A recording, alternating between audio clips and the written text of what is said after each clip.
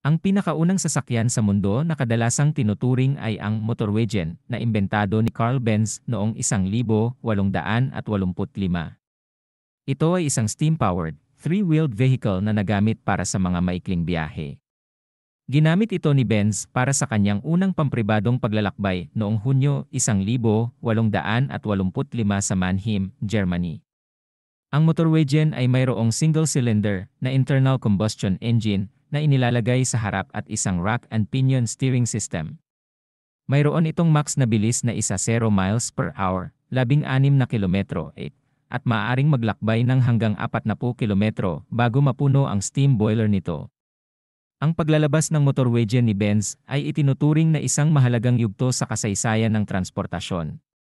Sapagkat ito ang unang komersyal na sasakyan na may internal combustion engine na naipagawa at ipinamahagi sa publiko. Ito ang nagsilbing pundasyon para sa pag-unlad ng modernong industriya ng automotive. At nagbukas ng daan para sa mas malawakang paggamit ng sasakyan bilang pangunahing paraan ng transportasyon.